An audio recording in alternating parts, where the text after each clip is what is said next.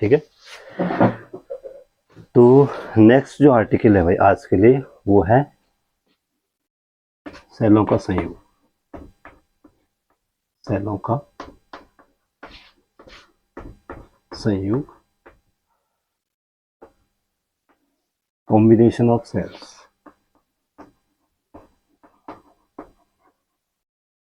Combination of cells, और इसी को हम बोलते हैं, जो कॉम्बिनेशन ऑफ सेल होता है इसी को हम बोलते हैं बैटरी।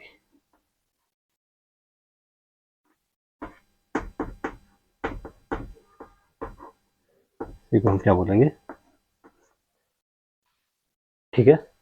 अब सेल क्या होता है देखो, सबसे पहले आपने अभी तक सेल पढ़ा हुआ है, ये वैद्युत सेल, विशेष करके वैद्युत सेल क्या होता है कि इससे ये वैद्युत धारा प्राप्त करने का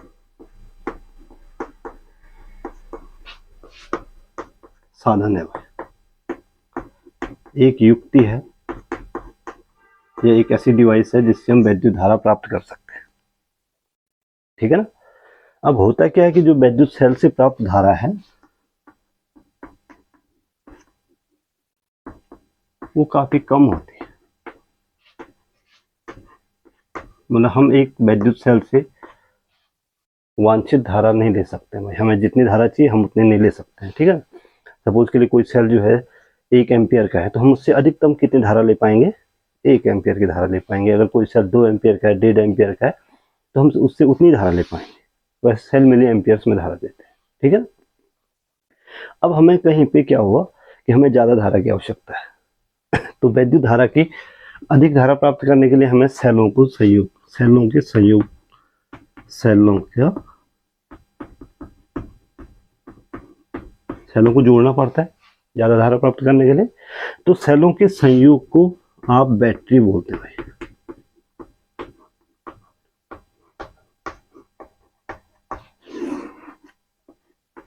अगर आपको बैटरी की परिभाषा पूछी जाए तो क्या होता है, बैटरी एक ऐसी युक्ति है जिसमें 2 या 2 से अधिक सेल जुड़े होते हैं। सिंपल सी परिभाषा है, एक लाइन की परिभाषा है कि सेलों के संयोग को हम क्या बोलते हैं, बैटरी बोलते हैं। अब सेलों का जो संयोग होगा ये 3 प्रकार से होता है भाई। सबसे पहले श्रेणी क्रम में, यानी कि सीरीज में। दूसरा, जैसे इससे पहले भी हम 2-3 चीजें ऐसे जोड़ चुके हैं, समांतर क्रम में, यानी कि इन पैरेलल। और तीसरा होता है, इसमें एक और आएगा, मिश्रित क्रम। मिश्रित यानी कि in mixed form, series format, parallel format और मिक्स फॉर्मेट, 3 फॉर्मेट हैं जिसमें कि हम सेलों को जोड़ सकते हैं, ठीक है। अब होता क्या, सबसे पहला जो फॉर्मेट है भाई ये है श्रेणी क्रम। में से पहला है आता है श्रेणी, श्रेणी क्रम में सेलों का संयोग, या इसको बोलते हैं इन सीरीज। सीरीज में हम सेलों को कैसे जोड़ते हैं, इससे पहले आपने अगर देखा होगा तो हमने जो वैद्युत प्रतिरोध जोड़े थे भाई, ठीक है ना, या उससे पहले वैद्युत प्रतिरोध से पहले क्या जोड़े थे, वैद्युत संधारित्र जोड़े थे, ठीक है ना। तो वैद्युत प्रतिरोध में क्या क्या था कि दूसरा सिरा दूसरे के पहले सिरे से जोड़ा था, पहले का फिर दूसरे का दूसरा सिरा तीसरे के पहले सिरे से जोड़ा था, और ऐसे जोड़ते चले गए। अब हम हमारे पास यहाँ पे क्या है, सेल है, सेल का एक सिरा धन ध्रुव होता है, दूसरा सिरा क्या होता है, ऋण ध्रुव होता है। तो हम क्या करते हैं कि पहले सेल के धन सिरे को छोड़ देते हैं, ये पहले सेल का धन सिरा है, ये जो लंबी लाइन है भाई ये धन सिरा दिखाएगी, जो छोटी लाइन है वो क्या दिखाएगी, ऋण सिरा दिखाएगी, ठीक है। और प्रत्येक हमारे पास सपोज के 3 सेल हैं, और प्रत्येक सेल का जो आंतरिक प्रतिरोध है वो स्मॉल आर है भाई। अब यहाँ पे मैं 3 सेल जोड़ रहा हूँ, ठीक है ना। तो जो पहले सेल के ऋण सिरे को दूसरे सेल के धन सिरे से जोड़ देते हैं, ये जो जिगजैग दिखाया जा रहा है कि आंतरिक प्रतिरोध है दूसरे सेल के, और इस प्रकार से जोड़ते चले जाएंगे अंतिम सेल तक। यहाँ पे हमने सपोज के लिए कितने सेल लगाए, n सेल लगाए।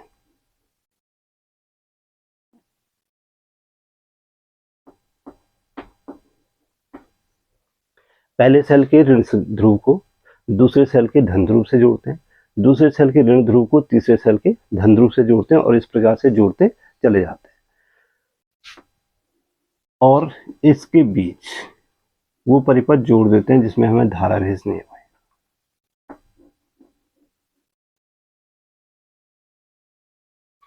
ठीक है। और अपनी सुविधा के लिए चाहो तो आप एक परिपथ में एक कुंजी भी इस्तेमाल कर सकते हो। ये कैपिटल R बाह्य परिपथ है। सारे सेलों की जो विद्युत वाहक बल है वो E है भाई, इसका भी E है, इसका भी E है, तो इसका भी कितना है, E है। ठीक है।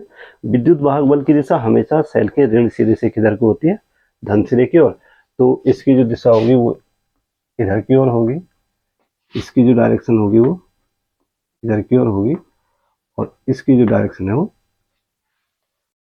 ठीक है। अब सबकी विद्युत वाहक बलों की दिशा एक तरफ है, तो सारे के सारे विद्युत वाहक बल आपस में क्या हो जाएंगे, जुड़ जाएंगे। कुल विद्युत वाहक बल हो जाएगा E प्लस E प्लस, हमने n सेल जुड़े हुए हैं तो NE हो जाएगा। अब ध्यान से देखो, प्रत्येक सेल का जो आंतरिक प्रतिरोध है वो भी समान है। यहाँ पे हम ये मान के चल रहे हैं कि हमने एक जैसे सेल जोड़े हुए हैं, अलग अलग सेल नहीं जोड़े हुए, बल्कि एक जैसे सेल जोड़े हुए जिनका आंतरिक प्रतिरोध हर सेल का कितना है, स्मॉल r है, और विद्युत वाहक बल कितना है, कैपिटल E है। तो ध्यान, श्रेणी क्रम में आप लिखोगे थ्योरी कि श्रेणी क्रम में दो या दो से अधिक सेलों को जोड़ने के लिए, नोट करो, श्रेणी क्रम में दो या दो से अधिक सेलों को जोड़ने के लिए पहले सेल के ऋण ध्रुव से दूसरे सेल का धन ध्रुव, पहले सेल के ऋण ध्रुव से दूसरे सेल का धन ध्रुव, कॉमा, दूसरे सेल के ऋण ध्रुव से तीसरे सेल का धन ध्रुव,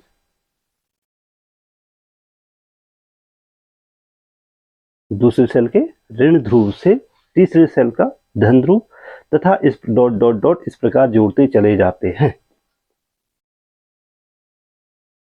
तथा डॉट डॉट डॉट करके इस प्रकार जोड़ते चले जाते हैं।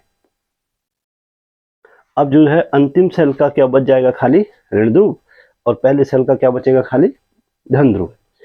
तो अंतिम सेल के ऋण ध्रुव तथा पहले सेल के धन ध्रुव के बीच लिखो, अंतिम सेल के ऋण ध्रुव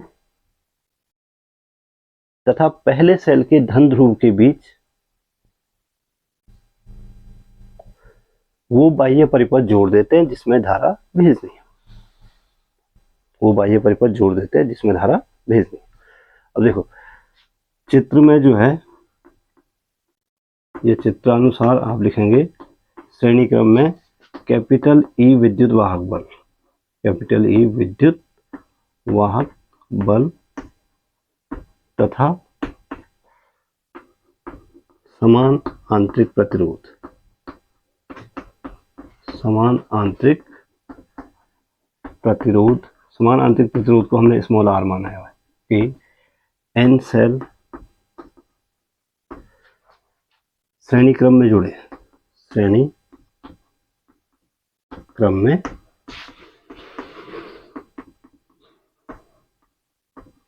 जो कि बाह्य परिपथ, बाह्य परिपथ प्रतिरोध क्या है इसका, कैपिटल R है भाई, को स्मॉल I धारा देते हैं।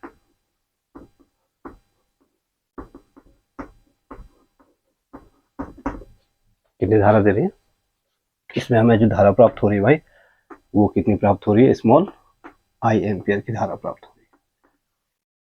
ठीक है। अब देखो धारा का मान निकालना, कितनी धारा हम इससे ले पाएंगे, यही हमारी कैलकुलेशन है। ठीक है। तो आप ध्यान से देखो कैसे कैलकुलेट होगी। इसलिए सेलों का कुल विद्युत वाहक बल, कुल विद्युत वाहक, देखो सारे के सेल एक ही दिशा में लगे हुए हैं, इसका विद्युत वाहक बल E है, इसका भी E, लास्ट वाले का भी कितना तो कितना होगा, इस ये हो जाएगा E plus E plus E plus dot dot dot कितनी बार,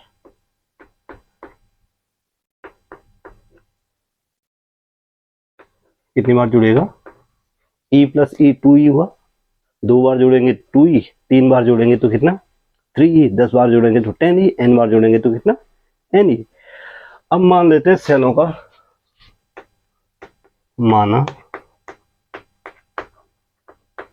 सेलों का कुल आंतरिक प्रतिरोध, कुल हर सेल का आंतरिक प्रतिरोध कितना है भाई,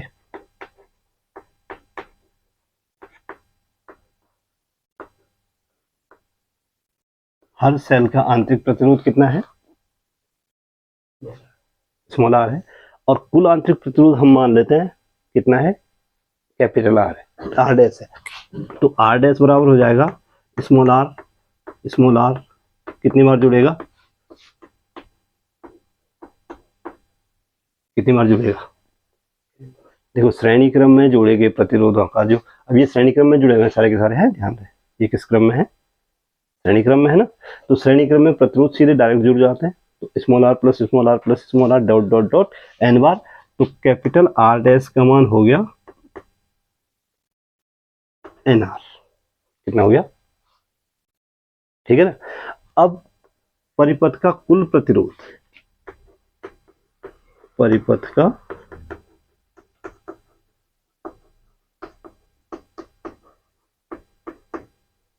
कुल प्रतिरोध कितना हो जाएगा, परिपथ का कुल प्रतिरोध कितना हो जाएगा, देखो ये इनका कुल प्रतिरोध हो गया एनआर, और एनआर और कैपिटल आर किस क्रम में जुड़े हुए हैं, श्रेणी या समांतर, इस क्रम में, श्रेणी क्रम में। कैसे, देखो ये समांतर लाइनें दिख रही है आपको, अगर आप इस तार को, ये की लगा हुआ है, इस तार को सीधा कर दें तब किस क्रम में दिखेगा, ये देखने से समझ में नहीं आएगा, आप देखो कि तार के सिरे कहाँ है, तार का एक सिरा ये है और एक सिरा जहाँ पे कुंजी लगी है वो तार के सिरे। अब आप इस तार के सिरे को ये सोचो कि हमने इसको खींच के लंबा कर दिया, तो अब ये इधर आ जाएगा, तो किस क्रम में हो गया, श्रेणी क्रम में। तो कुल प्रतिरोध हो गया कुल आंतरिक प्रतिरोध प्लस बाह्य प्रतिरोध, कुल आंतरिक प्रतिरोध आया कितना एनआर, और बाह्य प्रतिरोध कितना आया कैपिटल आर, ठीक है। अब ये निकाला क्यों, क्योंकि जो परिपथ से प्राप्त, परिपथ में जो धारा होगी या बैटरी से धारा प्राप्त होगी, वो धारा बराबर आई बराबर क्या होता है, ओम का नियम आपने पढ़ा है, आई बराबर वी अपॉन आर होता है। अब यहाँ पे वी की जगह पे क्या होगा, वी की जगह ले लेगा विद्युत वाहक बल, सेल का जो विद्युत वाहक बल है वो आप कह सकते हैं कि उसका टर्मिनल विभवांतर है, ठीक है। तो इसलिए सेल से प्राप्त धारा या बैटरी से प्राप्त धारा, अब हम इसको सेल नहीं बोलेंगे हैं, क्या बोलेंगे, बैटरी से प्राप्त धारा आई बराबर हो जाएगा कुल विद्युत वाहक बल बट्टे परिपथ का कुल प्रतिरोध, कुल विद्युत वाहक बल बट्टे कुल प्रतिरोध, यानी आई इक्वल टू हो जाएगा भाई, कुल विद्युत वाहक बल कितना निकला एन ई और बट्टे n r plus capital R, इतना एम्पियर।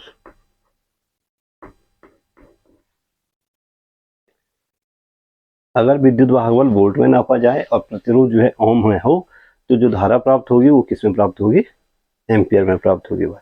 तो सेल इतनी धारा देगा, कितनी धारा देगा, आई बराबर एन ई बट्टे n r plus capital R, ठीक है। अब यहाँ पे हमारे पास दो केस आते हैं, इसी को आगे बढ़ा देते हैं, यही बढ़ा दूं, ये दिख रहा है, यहाँ दिख रहा है, दिख रहा है, ठीक। अब यहाँ पे हमारे पास दो स्पेशल केस आते हैं, केस फर्स्ट, अगर सेल का आंतरिक प्रतिरोध जो है वो काफी ज्यादा हो, यानी कि जो हमने सेल यूज किए हुए वो हाई इंटरनल रेजिस्टेंस वाले सेल है भाई, तो जो स्मॉल आर है, जो कैपिटल आर है, वो एन आर की तुलना में नगण्य हो जाएगा। केस फर्स्ट, जबकि n are is much greater than capital R. आप इसको लिखोगे केस फर्स्ट, जब n are is much greater than capital R, अर्थात सेलों का कुल आंतरिक प्रतिरोध बाह्य प्रतिरोध की तुलना में काफी अधिक हो। अर्थात सेलों का कुल आंतरिक प्रतिरोध बाह्य प्रतिरोध की तुलना में काफी अधिक हो, तो एन आर की तुलना में कैपिटल आर को नगण्य मान सकते हैं। ये समीकरण नंबर फर्स्ट है। एन आर की तुलना में कैपिटल आर को क्या मान सकते हैं? नगण्य मान सकते हैं। ठीक है, तो इसलिए समीकरण फर्स्ट से एन आर की तुलना में कैपिटल आर को नगण्य मान लो, तो एन ई आई बराबर हो गया भाई एन ई बट्टे कैपिटल आर, यानी आई बराबर हो गया एन इंटू ई बट्टे आर, और ई बट्टे आर क्या है? एक सेल से प्राप्त धारा है। आई बराबर हो गया एन इंटू एक सेल से प्राप्त धारा।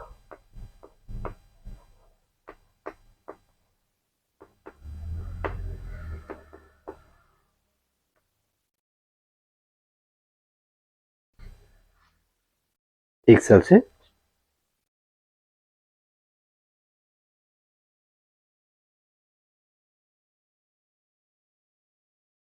नहीं, हमने आर को नगण्य माना था ना, एन आर बड़ा है, सॉरी, तो यहाँ पे ये एन आर हो जाएगा।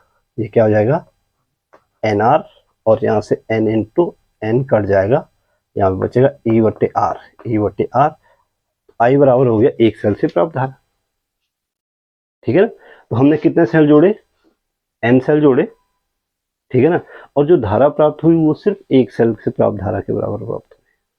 तो इसका मतलब है कि उच्च आंतरिक प्रतिरोध वाले सेलों को यहाँ से कोई धारा लाभ नहीं मिलेगा। यहाँ पे जो धारा लाभ, अब आप जोड़ना चाहोगे, जहां एक सेल से काम हो रहा है वहां आप 10 सेल जोड़ना चाहोगे, ऐसी बैटरी बनाना चाहोगे जिसमें कि हमें जो है धारा उतनी मिल रही जितनी एक सेल से मिल रही है, तो हम ऐसी बैटरी बनाना पसंद करेंगे? कोई भी नहीं करेगा। तो इसलिए आप कह सकते हैं, लास्ट में आप लास्ट लाइन में लिखोगे, इसलिए उच्च आंतरिक प्रतिरोध वाले सेलों को श्रेणी क्रम में जोड़ने पर कोई धारा लाभ प्राप्त नहीं होता है। उच्च आंतरिक प्रतिरोध वाले सेलों को श्रेणी क्रम में जोड़ने पर कोई धारा लाभ प्राप्त नहीं होता है, इसलिए ऐसा जोड़ना फिजूल है भाई। ऐसी बैटरी बनाना कोई फायदेमंद नहीं है। ठीक है ना, तो ऐसी बैटरी कोई बनाना नहीं चाहेगा। और दूसरा केस है केस सेकंड, इसी को आगे बढ़ा रहा हूं यहीं पे। केस सेकंड क्या है कि n are is much less than capital R, n are is much less than capital R, अर्थात सेलों का जो कुल आंतरिक प्रतिरोध हो वो बाह्य प्रतिरोध की तुलना में नगण्य हो। दूसरी लाइन से लिखोगे, अर्थात सेलों का कुल आंतरिक प्रतिरोध बाह्य प्रतिरोध की तुलना में नगण्य हो। तो एन आर को छोड़ सकते हैं भाई, यहाँ पे हम क्या कर सकते हैं, आर के, तो कैपिटल आर की तुलना में एन आर को नगण्य माना जा सकता है। और इसलिए समीकरण फर्स्ट से आप कह सकते हैं I equal to N E बट्टे कैपिटल आर, एन आर नगण्य हो गया भाई। ठीक है ना, तो आई बराबर हो गया एन इंटू ई बट्टे आर, यानी आई बराबर हो गया एन इंटू ई बट्टे आर, यानी कि एक सेल का आंतरिक विद्युत वाहक बल बटे प्रतिरोध, एक सेल से प्राप्त धारा हो गई, एक सेल से प्राप्त धारा। तो कितनी गुनी धारा मिली? हमने एन सेल जोड़े, एन गुनी धारा मिली। एक सेल की धारा की तुलना में कितनी गुनी मिली? तो इसका मतलब अब आप इस बैटरी को बनाना पसंद करोगे? नहीं करोगे? कोई भी करेगा, क्योंकि उसमें हमें एन गुनी धारा मिल रही है। पहले वाले सेल में हमें सिर्फ कितनी धारा मिल रही थी? वही धारा मिल रही थी जो एक सेल से मिल रही थी। तो हम ऐसी बैटरी क्यों बनाएंगे? ठीक है ना, तो ये धारा लाभ प्राप्त हो रहा है भाई। यहाँ पे क्या है, वहां पे कोई धारा लाभ प्राप्त नहीं हो रहा था, यहाँ पे धारा लाभ प्राप्त होता है। और अगर धारा लाभ प्राप्त होगा तभी आदमी ऐसा काम करेगा, वरना क्यों जोड़ेंगे हम बैटरी, क्यों एक ही सेल जोड़ेंगे, बैटरी बनाने की जरूरत क्या है, क्यों। तो आप लास्ट लाइन में अगर आप चाहो तो आप लिख सकते हो कि अतो नगण्य आंतरिक प्रतिरोध वाले, या बहुत कम आंतरिक प्रतिरोध वाले, या न्यून आंतरिक प्रतिरोध वाले, कुछ भी लिखो आप, सेलों को श्रेणी क्रम में जोड़ने पर धारा लाभ प्राप्त होता है, और इसलिए ऐसी बैटरियां हम बनाते हैं भाई।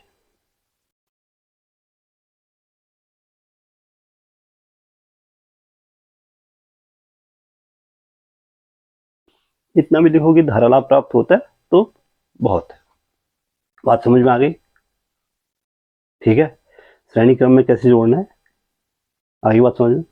श्रेणी क्रम में कितनी धारा प्राप्त हुई, यहां तक क्लियर। और उसके बाद श्रेणी क्रम में हम कौन से सेलों को जोड़ेंगे, जिनका आंतरिक प्रतिरोध हाई हो या जिनका आंतरिक प्रतिरोध क्या हो, लो। बात समझ में आ गई? तो नेक्स्ट जो आर्टिकल है इसको मिटा दूं।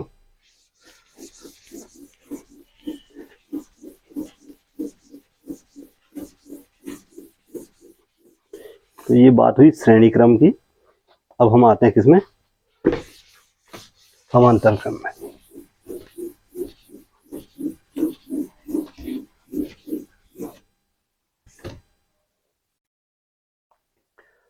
अगला है नंबर सेकंड,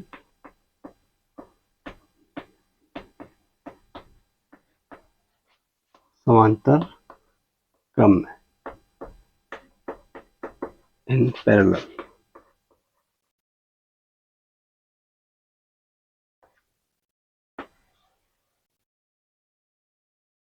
और पैरेलल में जोड़ना और भी आसान है भाई, समांतर क्रम में जोड़ना।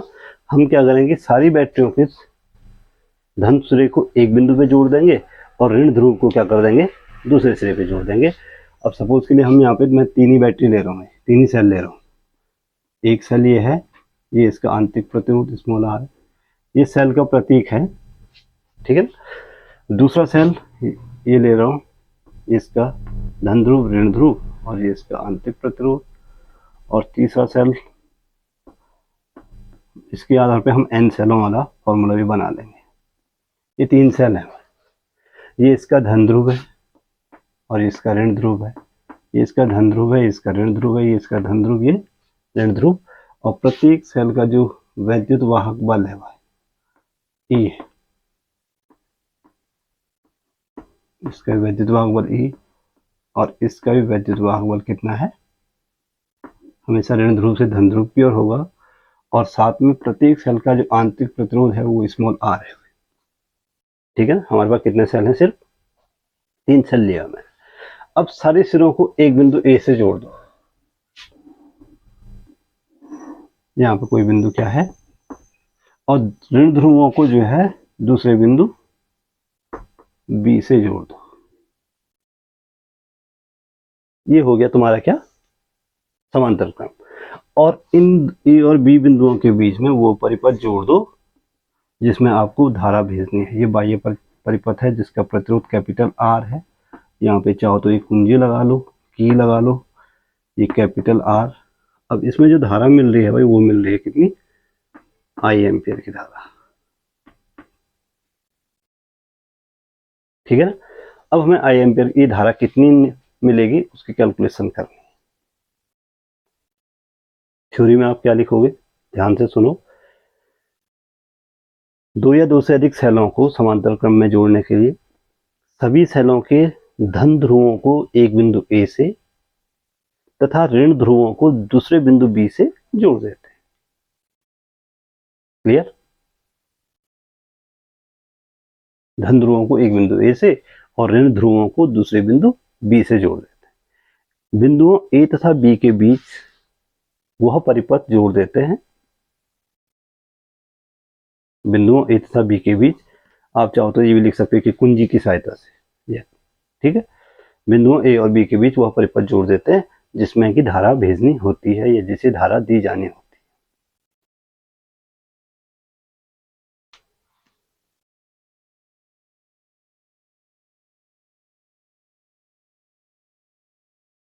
जिसे धारा दी जानी होती है। अब देखो चित्रानुसार आप लिखोगे समान वैद्युत वाहक बल, समान वैद्युत वाहक बल, समान वैद्युत वाहक बल सपोज के लिए हमने कितना माना वैसे इन सेलों का E तथा आंतरिक प्रतिरोध भी इनका समान है, समान आंतरिक प्रतिरोध स्मॉल r वाले 3 सेल समान बिंदुओं A और B के बीच, बिंदुओं A तथा B के मध्य या B के बीच समांतर क्रम में जोड़े गए भाई, समांतर क्रम में जोड़े गए हैं। दिख रहा है आप लोगों को? ठीक है। बाह्य परिपथ भैया बाह्य प्रतिरोध जो कि बाह्य परिपथ और इसका प्रतिरोध कितना है भाई, प्रतिरोध कैपिटल R है, तो कितनी धारा देते हैं,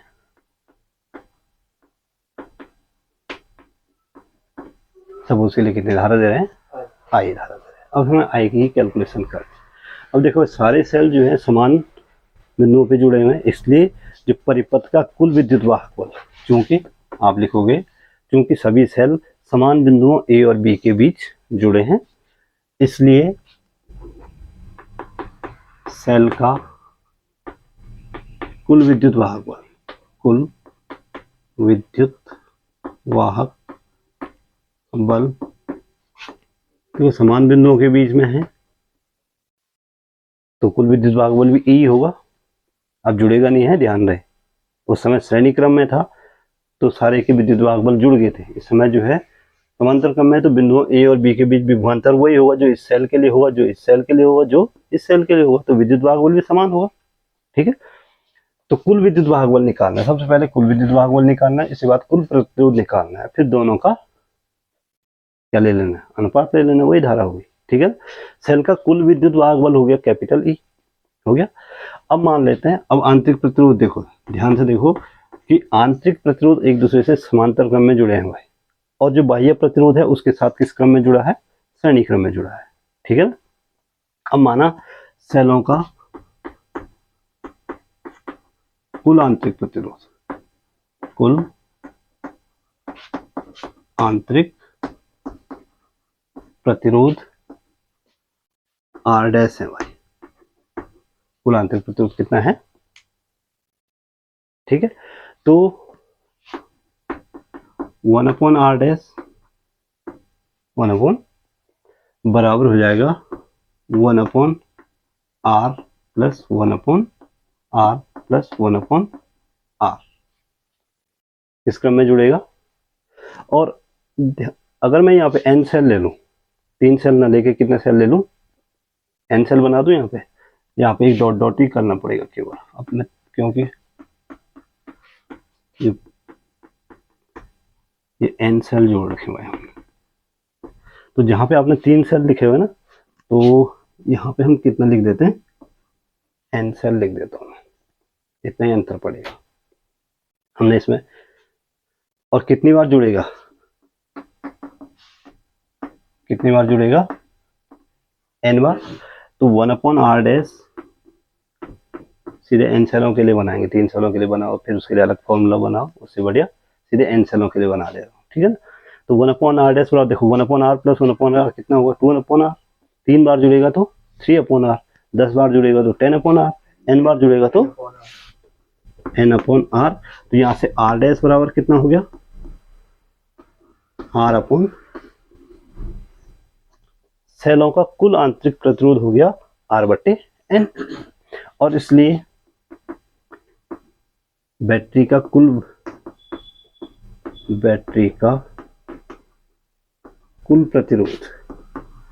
प्रतिरोध बराबर हो जाएगा आंतरिक प्रतिरोध और जो बाह्य प्रतिरोध है भाई, वो एक दूसरे से किस क्रम में जुड़ा है, किस क्रम में है, श्रेणी क्रम में है, ध्यान रहे, क्योंकि तार के सिरे यहाँ पे है। ठीक है, तो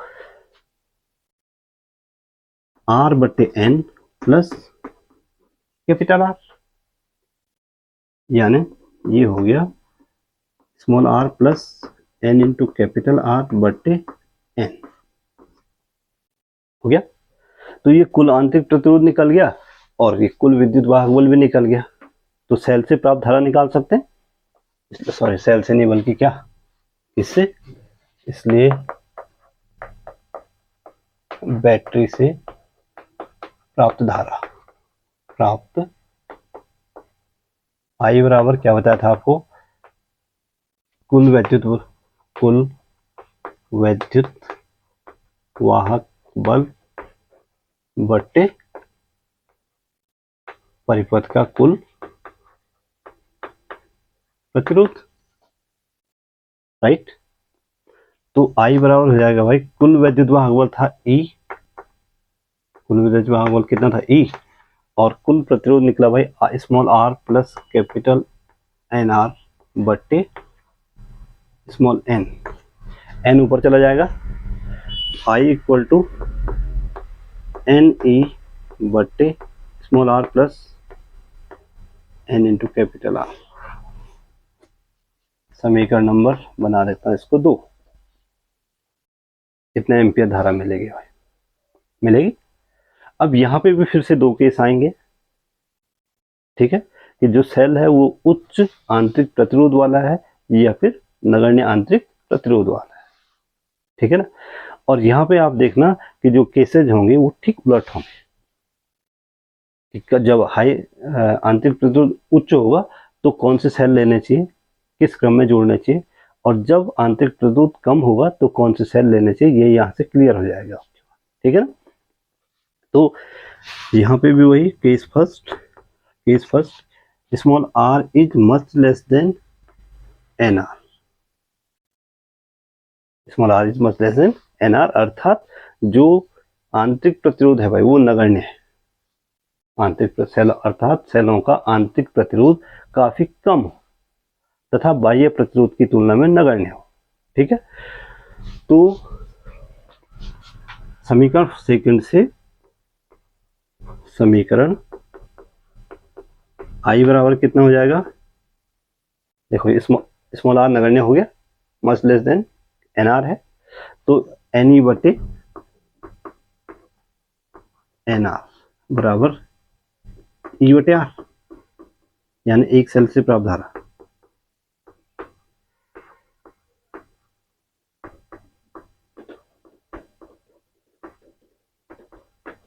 जोड़ना चाहोगे ऐसे में,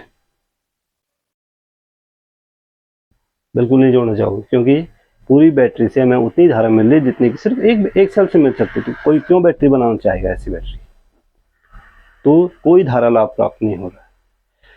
यानी कि अगर हम श्रेणी समांतर क्रम में न्यूनतम आंतरिक प्रतिरोध वाले सेलों को जोड़ें तो हमें कोई धारा लाभ प्राप्त नहीं होता है, इसलिए ऐसी बैटरी बनाने का कोई फायदा नहीं होता, ठीक है। ये आप चाहो तो नोट कर लो जो मैं बोल रहा हूं। और केस सेकंड, यदि n are is much less than small r, यानी कि जो इंटरनल रेजिस्टेंस है वो काफी हाई है भाई इस समय, और इसकी तुलना में बाह्य प्रतिरोध कितना भी गुना हो जाए, n गुना हो गया भले, तो वो इसकी तुलना में क्या है, नगण्य है। तो फिर वही समीकरण सेकंड से इसको नगण्य मान लेंगे, किसको, nr को नगण्य मान लेंगे, तो I बराबर हो जाएगा एन ई बटे आर, एन ई बटे स्मॉल आर, यानी n इंटू ई बटे स्मॉल आर लिख सकते हैं, यानी कि I equal to n into ये ई बटे स्मॉल आर क्या हो जाएगा, एक सेल से प्राप्त धारा, एक सेल से प्राप्त धारा है। अब जोड़ोगे कि नहीं जोड़ोगे, बैटरी बनाओगे ये बैटरी, तो अगर सेलों का आंतरिक प्रतिरोध की तुलना में जो बाह्य प्रतिरोध है वो नगण्य हो, यानी कि सेलों का जो आंतरिक प्रतिरोध है वो काफी हाई हो, तो सेलों को समांतर क्रम में जोड़ने पर धारा लाभ प्राप्त होता है और इसलिए इस प्रकार की बैटरी बनाई जानी चाहिए। राइट, आगे बात समझ में। तो ठीक दो अपोजिट केसेस हैं, समांतर क्रम में कौन सी बैटरियां जुड़ेंगी, कौन से सेल जुड़ेंगे, और श्रेणी क्रम में कौन सा सेल जोड़कर बैटरी बनाना फायदेमंद रहेगा, लाभप्रद रहेगा। आगे बात समझ में। तो श्रेणी क्रम में कैसे जोड़ना है और समांतर क्रम में कैसे जोड़ना है सेलों को, ये मैं आपको बता चुका हूँ। उनसे प्राप्त धाराएं कितनी होंगी ये मैं आपको बता चुका हूँ। क्लियर।